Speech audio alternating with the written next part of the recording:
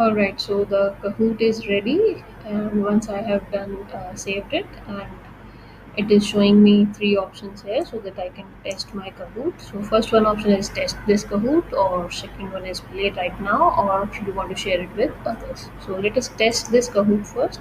That is it working fine. So before sharing the link with your students, you can obviously test this quiz game so that you can check out whether it is working fine or not. So this is how the environment looks, and it is showing this is 50 players can play this game, and this is my first quiz. There are two options available for the students. They can play in classic mode, that is, they can play one-on-one, or they can play in team mode. All right, so they can play two persons on one device. All right, so they can select this from.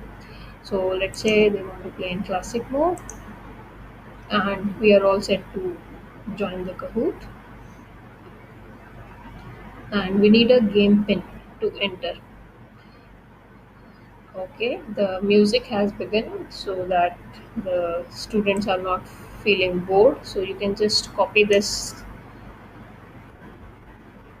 game pin from here and write it, paste it here and enter.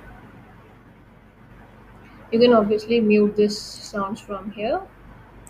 If you do not want to listen to this music, you can mute it from here, or you want to change the music, you can also change it from here.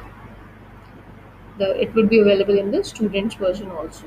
All right, so let's say I will give the nickname Sheetal, and let's go. So here is player 1, I am in, and my name is there on the screen. All right, so now I'm going to start. Okay, I can also lock this game to prevent all other players to from joining. So to I can click this button and I can lock this game. Let's say if I want to allow only 10 participants at a time, so I would, after 10 participants have entered into this game, I would lock this game, and those 10 participants will be able to play only. Alright, so let's start with this game. Okay, now you can see this interactive uh, features that it has added. Okay, so it is showing question 1 is set to go, and it has gone because the time you can see the timer is moving on here. The timer is moving on, and I need to rush up. If I do not answer in that stipulated time, I would be awarded no points. So time's up. You can see here, time was up for this first question, and I've scored a 0. So this question is done, and moving on to the next question. So the scoreboard also is available here. You can check it, the students can check the scores. Then you can move with the next question. And the next question will be ready in 3 to 1 seconds, and you have three options. Let's say I select this, and this is the timer again going on, and I'm selecting this one. So how do you answer this question? This question will be visible on your screen. Okay, one thing I wanted to mention is that this screen, this question area, will be available only to you, and the students will be able to see only the okay, the time has gone out. Okay, so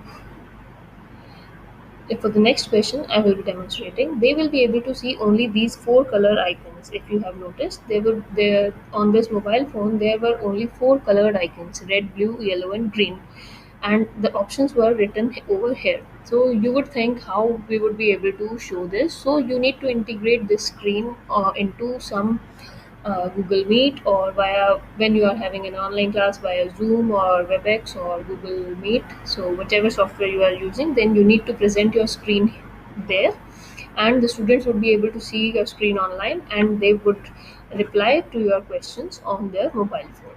All right, so this is how it is going to work. So in the next question, I will display how it would look like in the student's screen. All right, so let's move on to the next question.